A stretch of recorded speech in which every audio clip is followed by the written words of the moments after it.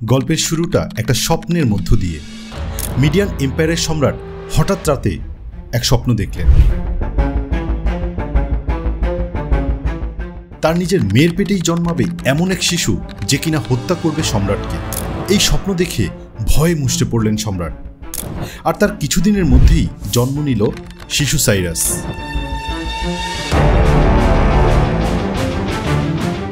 কিন্তু নিজের স্বপ্নের প্রতি সম্রাটের এতই বিশ্বাস ছিল যে এই দুধের শিশুকে হত্যা করার জন্য নিজের সেনাপতিকে পাঠান।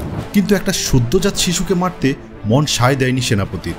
আর প্রাণ ভিক্ষা পাওয়া সেই সাইরাসই একসময় হয়ে ওঠে সাইরাস দ্য গ্রেট।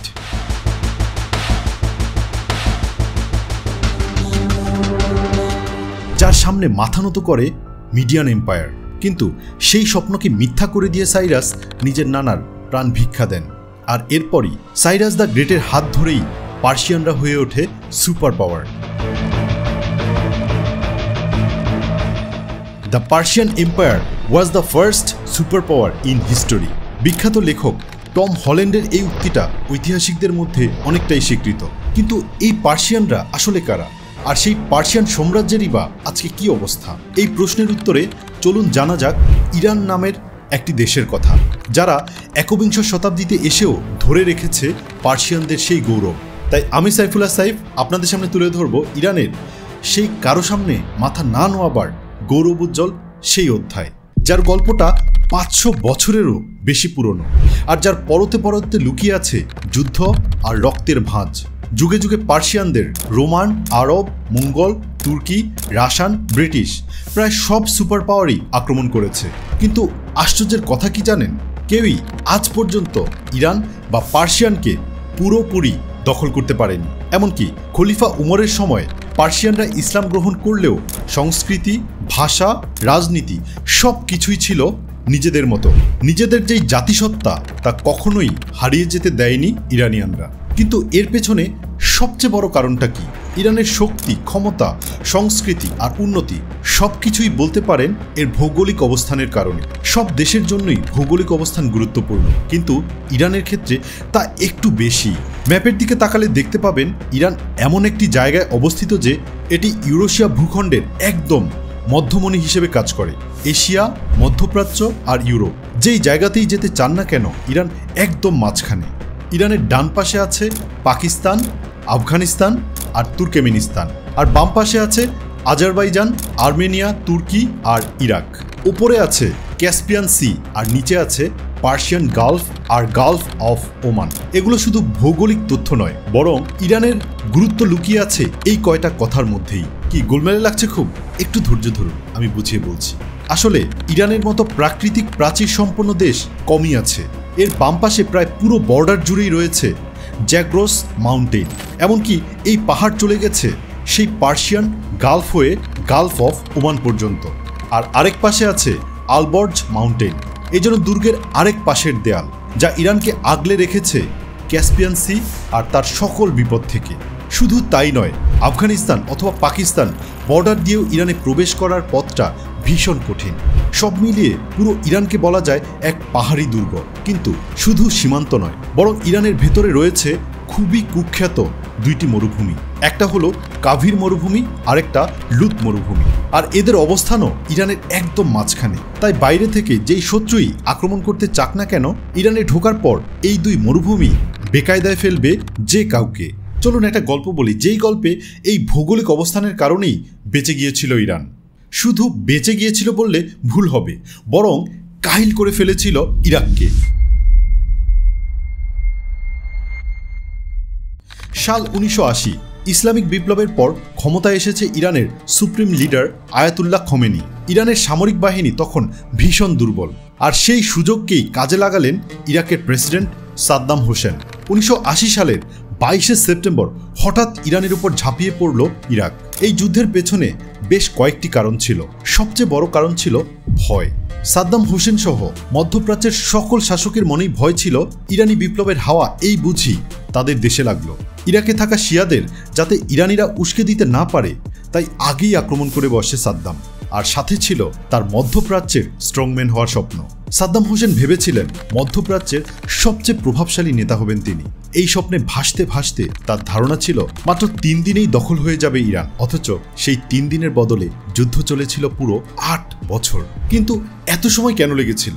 কারণ একটাই, ইরানের দুর্গম জ্যাগ্রস পাহাড়। ইরাকিদের প্রধান লক্ষ্য ছিল খুজেস্তানের তেলের খনি দখল করা। সেই লক্ষ্যে ইরাক সামান্য সফলও হয়েছিল, কিন্তু দুর্গম পাহাড়ে খুব অল্প মানুষ মিলেই অনেক বিশাল বাহিনী ঠেকিয়ে দিতে পারে, আর তাই হয়েছিল সেই যুদ্ধে। এভাবে কেটে গেছে পুরো 2 বছর। ততদিনে ইরানের সেনাবাহিনী কিছুটা ঘুরে দাঁড়ায়। এবার শুরু হয় পাল্টা আক্রমণ, কিন্তু এইবারও ফলাফল এক, কারণ ইরানের সব বড় বড় শহরগুলো ছিল জ্যাগ্রস পাহাড়ের উল্টো দিকে। তাই এই পাহাড় পেরিয়ে রসদ আনা ছিল ভীষণ কঠিন। তাই যুদ্ধ যখন ইরাকের মাটিতে গড়ায়, তখনও কোনো দেশই তেমন সুবিধা করতে পারেনি। আর এইভাবে 8 বছর যুদ্ধ করার পরেও 2 দেশের সীমানা 1 ইঞ্চিও পরিবর্তন হয়নি। কিন্তু এই সমস্যা নতুন কিছু না, শুধু ইরানিয়ান আমল নয়, বরং সেই পার্সিয়ান যুগ থেকেই এই অঞ্চলের মানুষ এই সমস্যায় ভুগেছে। ইরানকে দখল করাটা যেমন কঠিন, ঠিক তেমনই পার্সিয়ানদের জন্য ইরানের পাহাড় পেরিয়ে অন্য আরেকটি দেশের দখল ধরে রাখাটাও কঠিন। প্রাচীনকালে এই সমস্যার সমাধান করার জন্য আকিমিনিড এম্পায়ারের বিভিন্ন অঞ্চলে চলত স্বায়ত্তশাসন, কিন্তু এখন ইরানের সলিউশনটা অভিনব। নিজের দেশের বিস্তার করা সম্ভব না তো কি হয়েছে? অন্যান্য দেশে যদি এমন কিছু গোষ্ঠী তৈরি করা যায় যাদের লক্ষ্যের সাথে ইরানের লক্ষ্য মেলে, তাহলেই তো হয়। মূলত ইসরায়েল আর মধ্যপ্রাচ্যের অন্যান্য দেশগুলোকে শায়েস্তা করতেই এমন প্ল্যান করে ইরান। আর প্রক্সি ওয়ারের এই স্ট্র্যাটেজিতেই ইরানের সবচেয়ে বড় সাথী প্যালেস্টাইনের হামাস, লেবাননের হিজবুল্লাহ আর ইয়েমেনের হুথি। এদের নিশ্চয়ই আর পরিচয় করিয়ে দেওয়ার দরকার নেই।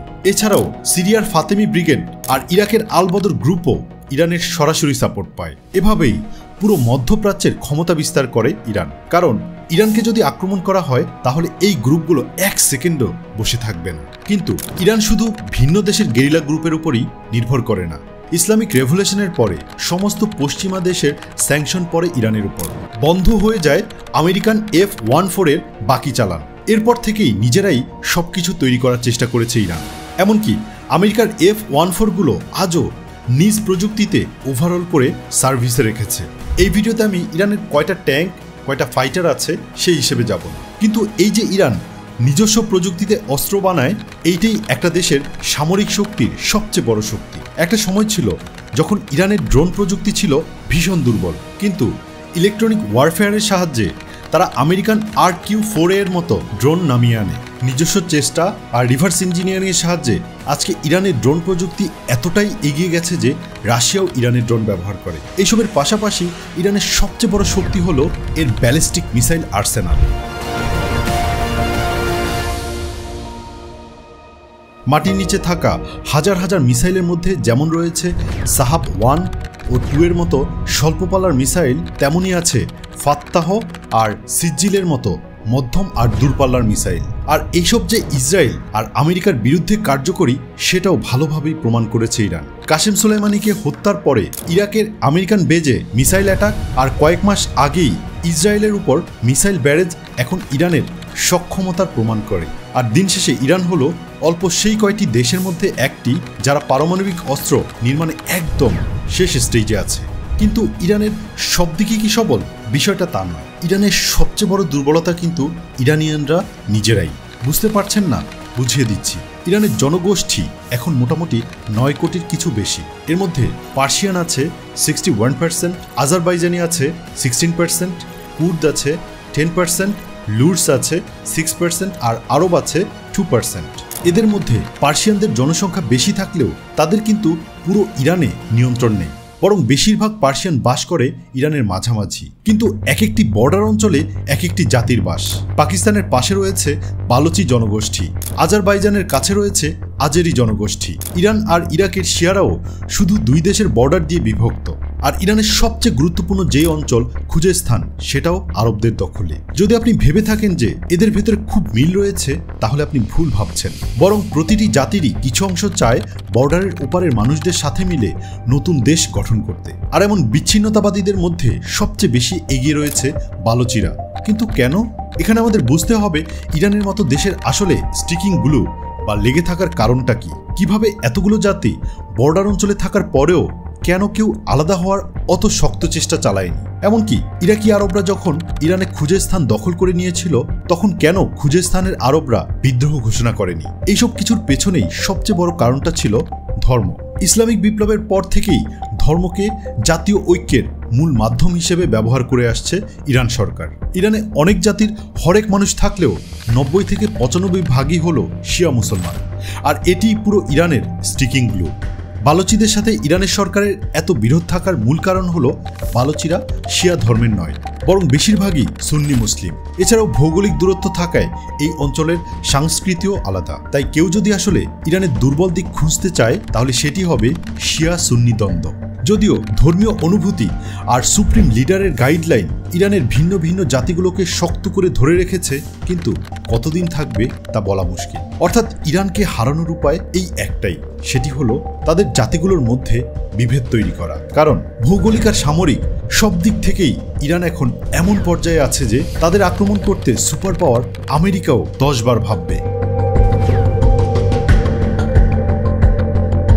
আজকের মতো এখানেই বিদায় নিচ্ছি। আগামী পর্বে নতুন আরেকটি ইন্টারেস্টিং ভিডিও নিয়ে হাজির হব। কমেন্টে জানিয়ে রাখতে পারেন আপনার পছন্দের টপিক।